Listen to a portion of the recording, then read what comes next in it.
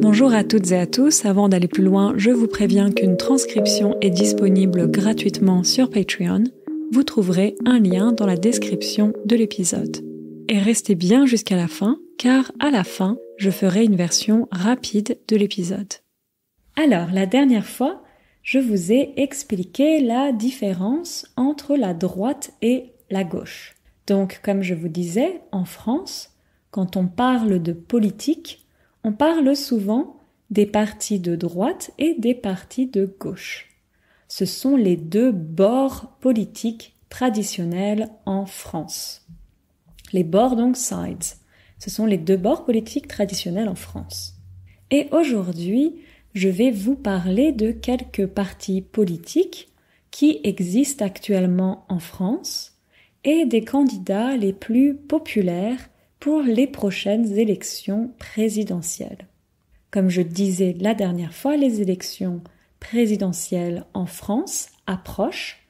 Approcher, c'est to get closer. Elles approchent. Les Français vont élire leur nouveau président de la République dans quelques mois. Pour ceux qui n'ont pas encore écouté l'épisode sur les partis de gauche et de droite et l'épisode sur les élections présidentielles, je vous conseille d'écouter ces épisodes avant d'écouter celui-là, car je vais souvent utiliser du vocabulaire de ces deux épisodes. Alors, pour rappel c'est as a reminder, pour rappel, les partis de droite en France sont généralement caractérisés par des valeurs plus conservatrices, libérales, par l'ordre, la sécurité et par exemple les traditions. Et les valeurs de la gauche sont plutôt l'égalité, le progressisme ou encore la solidarité. Je vais d'abord vous parler du parti politique de notre président actuel, Emmanuel Macron. Emmanuel Macron, il fait partie du parti politique LREM. LREM, c'est La République en marche. LREM. C'est lui qui a créé ce parti en 2016, en 2016. Donc c'est un parti qui est très récent. Et ce parti n'est ni de droite ni de gauche. Ni de droite ni de gauche, c'est neither from the right, neither from the left, sorry. Ni de droite ni de gauche. Le parti LREM se situe au centre. C'est un parti centriste. Emmanuel Macron, avant de créer son propre parti, his own party, son propre parti, il était membre du Parti socialiste qu'on appelle le PS, Parti socialiste, le PS. Donc il était membre d'un parti de gauche. Quand il a créé son propre parti politique, son objectif était de rassembler, to gather, était de rassembler la gauche et la droite. Son objectif était de rassembler les Français. La presse, les médias présentent souvent le parti de Macron comme un parti en faveur de l'Union européenne.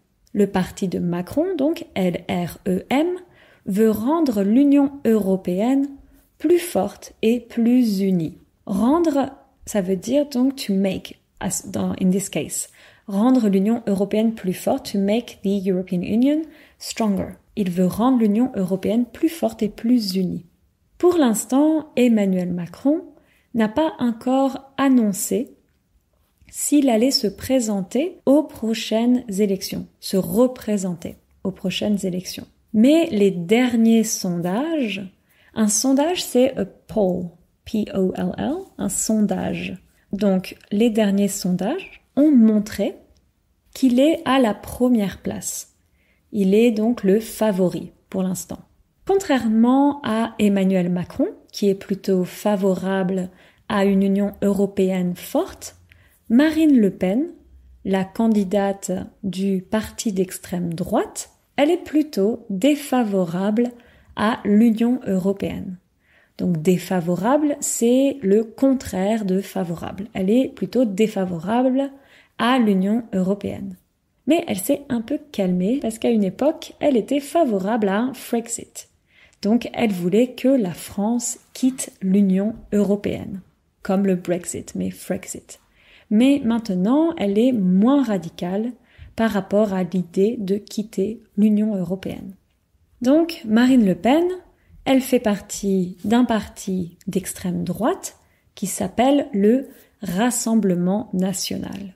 Le rassemblement, donc the gathering, le Rassemblement national. Et en fait, il y a quelques années, elle a changé le nom de son parti. Je vous explique ça parce que c'est assez important à savoir quand on s'intéresse à la politique en France. Avant ça, donc before that, avant ça, son parti s'appelait le Front National. Et c'est son père, son père, Jean-Marie Le Pen, qui l'avait fondé.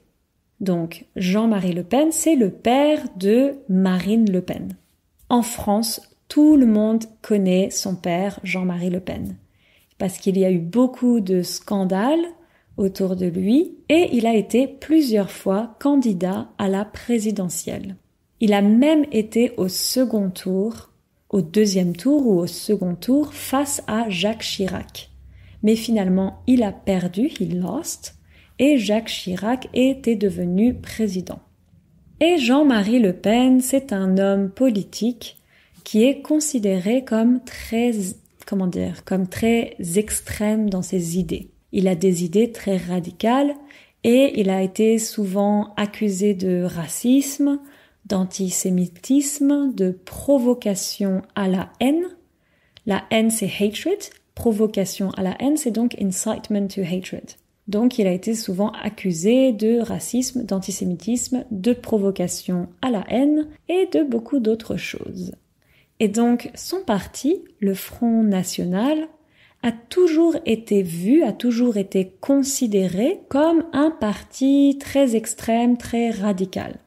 Et en fait, Marine Le Pen, donc sa fille, his daughter, Marine Le Pen, sa fille, pour atteindre plus d'électeurs, to reach more voters, pour atteindre plus d'électeurs, elle a décidé de changer le nom de son parti. Elle a changé le nom de Front National à Rassemblement National. Avant, le parti s'appelait le Front National, le FN, et maintenant ça s'appelle le Rassemblement National, le RN. Et elle a essayé de dédiaboliser son parti. Dédiaboliser. Diaboliser, c'est to demonize. Dédiaboliser, c'est to undemonize. Donc, elle a essayé de dédiaboliser son parti. Elle voulait changer la réputation de son parti et donner l'impression, to give the impression, et donner l'impression que son parti n'est pas si extrême que ça. Et on peut dire qu'elle a réussi, that she managed to do it, et on peut dire qu'elle a réussi parce que depuis plusieurs années, c'est une candidate très populaire pour les élections présidentielles. Lors de mon dernier épisode, j'ai parlé de Marine Le Pen et je vous ai expliqué qu'elle avait été finaliste lors des dernières élections présidentielles. Et les derniers sondages, donc the recent polls, les derniers sondages ont montré qu'elle était en deuxième place, en deuxième position après Emmanuel Macron. So Emmanuel Macron is the favorite for now, and then the second one is Marine Le Pen. Il y a un autre potentiel candidat de l'extrême droite qui s'appelle Éric Zemmour. Alors, Éric Zemmour, tout le monde le connaît aussi en France. Parce qu'en fait, à la base, à l'origine, il est journaliste. Mais il s'est mis à faire de la politique. Se mettre à faire quelque chose, c'est to start doing something. Il s'est mis à faire de la politique. Et je vous parle de lui parce que les sondages ont montré qu'il était en 3e place après Emmanuel Macron et Marine Le Pen. Donc on a Emmanuel Macron, Marine Le Pen et en 3e place on a Éric Zemmour. Donc bien sûr les sondages c'est pas une garantie, mais pour l'instant ce sont les favoris. Et Éric Zemmour c'est également quelqu'un qui a été accusé plusieurs fois de racisme et d'incitation à la haine. Et donc Marine Le Pen d'un côté et Éric Zemmour de l'autre, ils ont des idées classiques de l'extrême droite, le nationalisme, l'opposition à l'immigration ou encore l'euroscepticisme. Le scepticisme, c'est le fait d'être sceptique et donc l'euroscepticisme, c'est le fait d'être sceptique à l'intégration à l'Union européenne. L'écologie, c'est pas trop la priorité des partis d'extrême droite non plus, en général, mais vu que c'est devenu un sujet très important en France, les candidats de l'extrême droite parlent un peu plus de mesures concernant l'écologie, comme Marine Le Pen, qui veut favoriser la production locale. La 4e position au dernier sondage est occupée par Xavier Bertrand, un candidat de la droite. Il était chez le parti Les Républicains.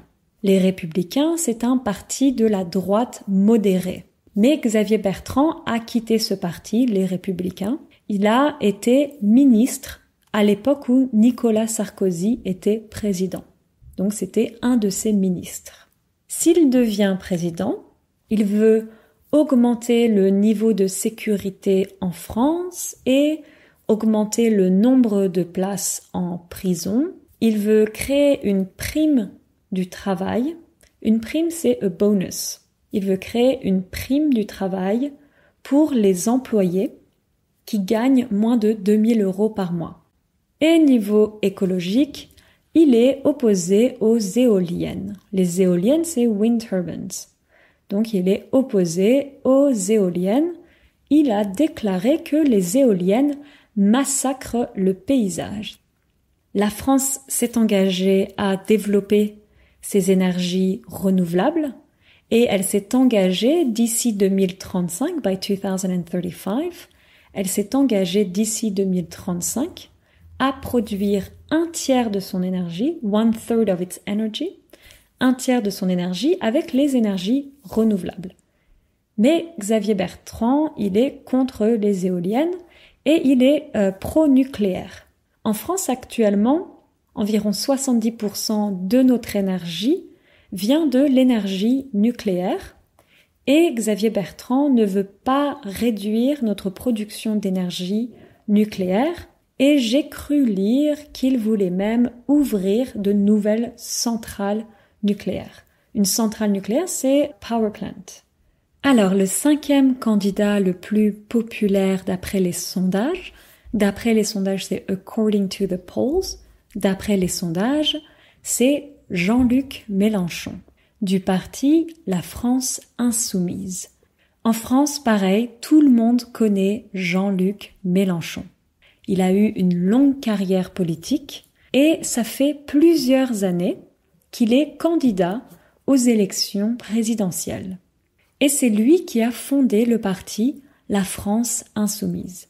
La France Insoumise, c'est un parti d'extrême gauche. Le programme de Jean-Luc Mélenchon se concentre surtout sur la fiscalité, sur les taxes.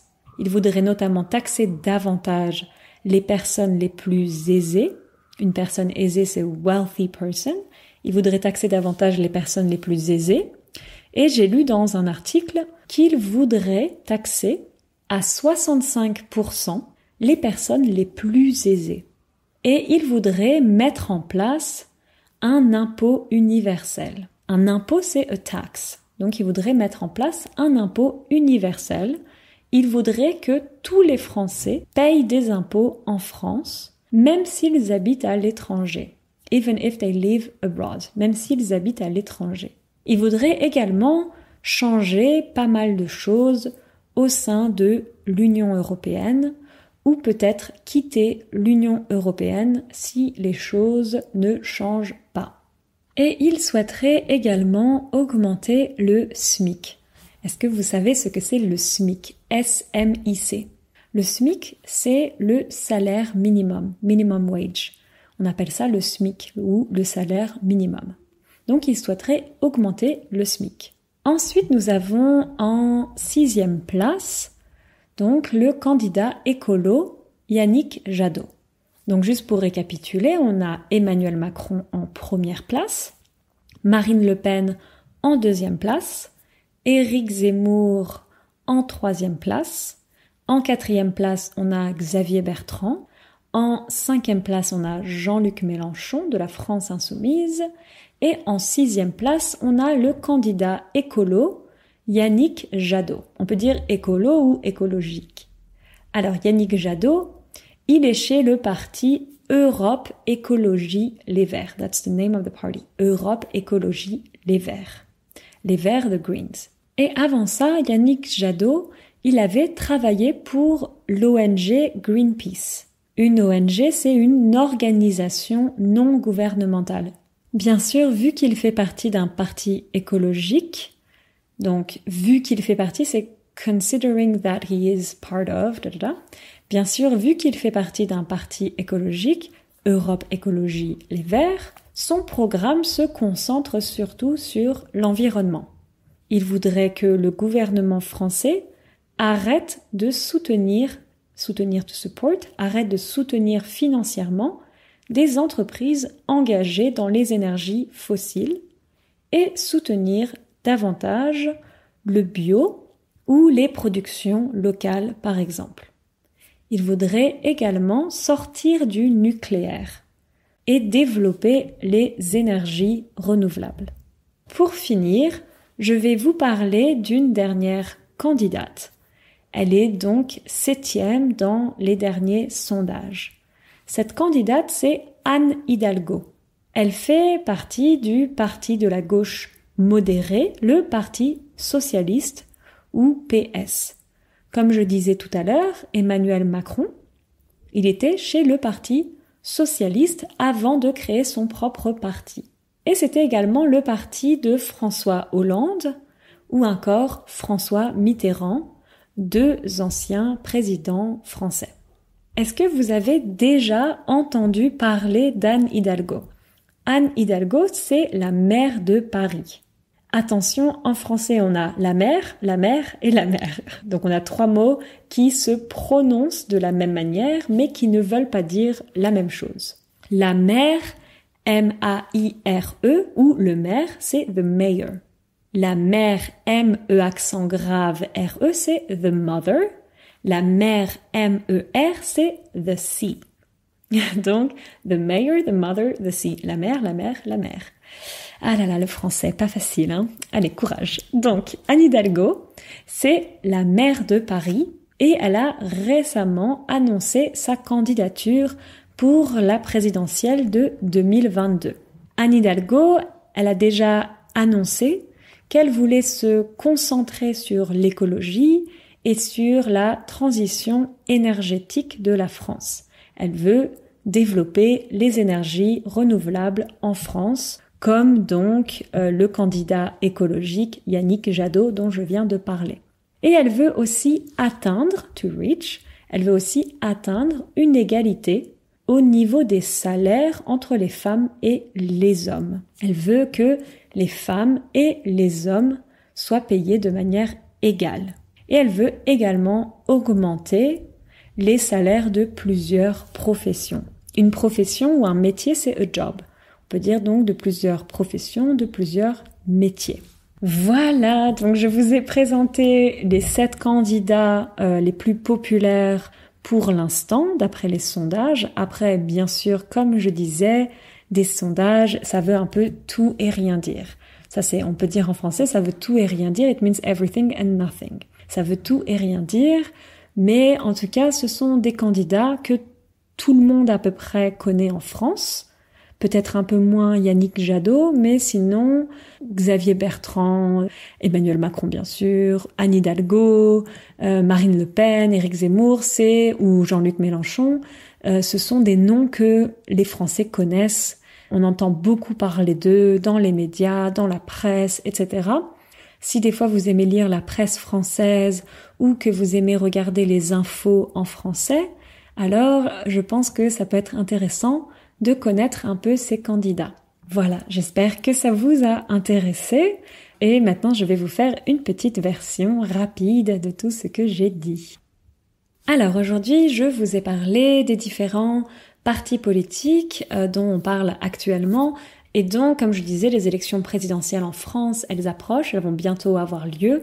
On va bientôt élire notre nouveau président de la République, dans quelques mois. Donc, je vous rappelais que les partis de droite en France sont généralement caractérisés par des valeurs plus conservatrices, libérales, par l'ordre, la sécurité et les traditions, et les valeurs de la gauche sont plutôt l'égalité, le progressisme ou encore la solidarité. Je vous ai d'abord parlé de Emmanuel Macron, qui est notre président actuel et qui fait partie du parti politique LREM, La République en marche, il a créé donc en 2016. Donc c'est un parti qui est assez récent. C'est un parti qui se situe au centre, c'est un parti centriste. Emmanuel Macron, avant de créer son propre parti, il était membre du Parti socialiste, qu'on appelle également le PS. Donc il était membre d'un parti de gauche. Quand il a créé son propre parti politique, son objectif c'était de rassembler la gauche et la droite. Son objectif c'était de rassembler les Français. La presse, les médias, ils présentent souvent le parti de Macron, donc LREM, comme un parti qui est favorable à une Union européenne forte. Le parti de Macron, et Macron pendant son mandat par exemple, il a voulu rendre l'Union européenne plus forte et plus unie. Pour l'instant, Emmanuel Macron, il n'a pas encore annoncé s'il allait se présenter ou pas aux prochaines élections de 2022, mais en tout cas, les derniers sondages ont révélé qu'il occupait la première place. Pour l'instant, il est favori. Contrairement à Emmanuel Macron, donc je vous parlais de Marine Le Pen, qui est une candidate qui est plutôt favorable à une Union européenne, qui n'est pas favorable à une Union européenne forte, elle est plutôt défavorable à l'Union européenne de manière générale. Et comme je disais, à une époque, elle était même favorable à un Frexit, donc elle voulait que la France quitte l'Union européenne.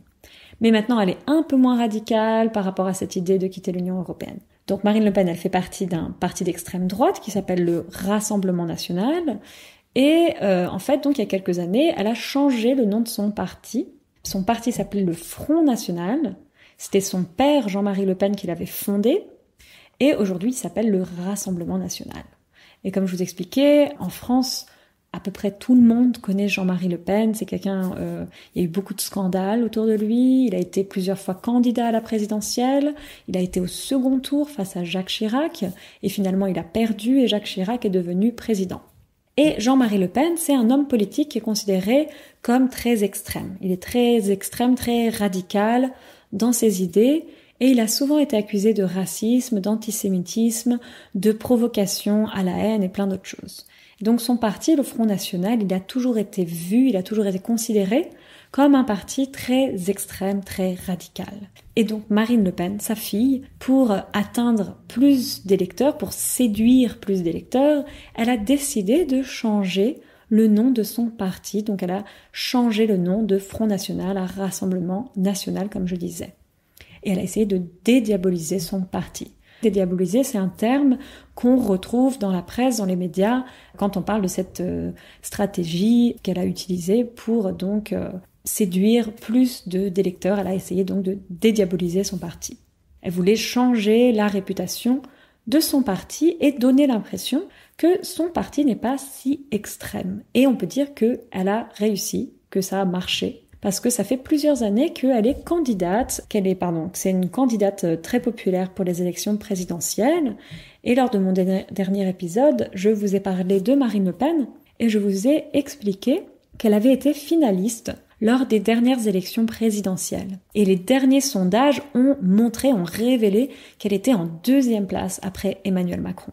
Ensuite, en 3e place, on a Éric Zemmour qui fait également partie de l'extrême droite, pas du même parti que Marine Le Pen, il fait pas partie du Rassemblement national, il est, je crois, un peu indépendant.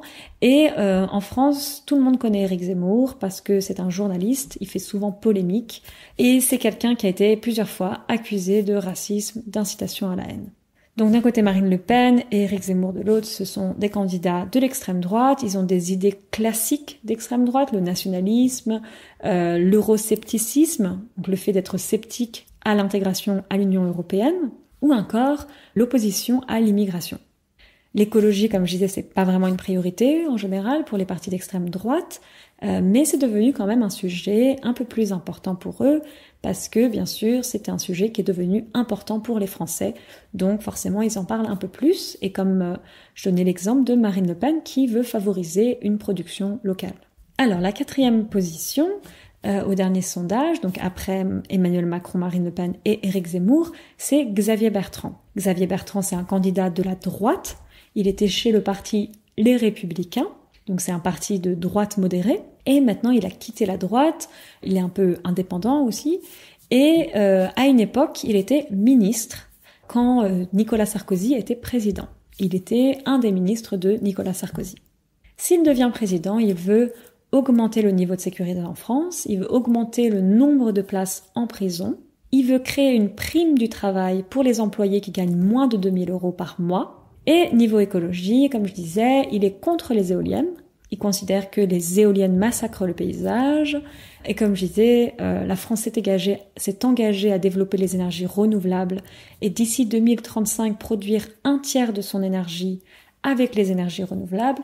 Mais Xavier Bertrand, pour l'instant, est contre les éoliennes et il est plutôt pro-nucléaire. Donc, comme j'expliquais, en France actuellement, environ 70% de notre énergie vient de l'énergie nucléaire et Xavier Bertrand ne veut pas réduire notre production d'énergie nucléaire et même, peut-être, il me semble, qu'il veut ouvrir des nouvelles centrales nucléaires. Après Xavier Bertrand, nous avons en 5e place Jean-Luc Mélenchon du parti La France Insoumise, un parti d'extrême gauche qu'il a fondé. Et en France, comme je disais, Jean-Luc Mélenchon, tout le monde le connaît, ça fait des années qu'il est candidat aux élections présidentielles, ça fait des années qu'il est dans le monde de la politique. Et son programme, bien sûr d'extrême gauche, se concentre surtout sur la fiscalité, sur les taxes. Il voudrait augmenter les taxes des personnes les plus aisées et donc il voudrait augmenter jusqu'à 65% les impôts des personnes les plus aisées. Et il voudrait également mettre en place un impôt universel pour que tous les Français payent des impôts en France, même s'ils habitent à l'étranger. Il voudrait également changer pas mal de choses au sein de l'Union européenne ou peut-être potentiellement quitter l'Union européenne si les choses ne changent pas comme il le souhaite. Et il voudrait également augmenter le SMIC, le salaire minimum. Ensuite, après Jean-Luc Mélenchon, nous avons le candidat écolo, Yannick Jadot, qui fait partie de l'Europe Écologie Les Verts. Et donc, avant ça, il travaillait pour l'ONG Greenpeace. Donc, une organisation non gouvernementale, une ONG. Et comme je disais, son programme, bien sûr, se focaliserait surtout sur l'environnement. Il voudrait que le gouvernement français arrête de soutenir financièrement des entreprises engagées dans les énergies fossiles et que, à la place, le gouvernement français soutienne davantage le bio, les productions locales. Et il voudrait également sortir du nucléaire, que la France sorte du nucléaire et développer les énergies renouvelables. Et ensuite, je vous ai parlé à la fin de Anne Hidalgo, qui est donc la 7e candidate la plus populaire dans les derniers sondages, qui fait partie de la gauche modérée du parti socialiste. Et comme je vous disais, Anne Hidalgo, c'est la maire de Paris, à ne pas confondre avec la maire M-E accent grave R-E ou la maire M-E-R. Donc là, c'est la maire M-A-I-R-E. Donc, elle a annoncé sa candidature pour les élections présidentielles de 2022 et elle a déjà annoncé que dans son programme, elle voudrait se concentrer sur l'écologie, sur la transition énergétique de la France, elle voudrait développer les énergies renouvelables en France et elle voudrait également atteindre une égalité au niveau des salaires entre les femmes et les hommes. Que les femmes et les hommes soient payés de la même manière, que les femmes soient autant payées que les hommes. Ça fait beaucoup de noms, ça fait beaucoup de choses, mais comme je vous disais, je pense que c'est assez important si vous vous intéressez un peu à la politique française et à l'actualité concernant la France. Je vous dis à bientôt et passez une excellente semaine. Ciao, ciao.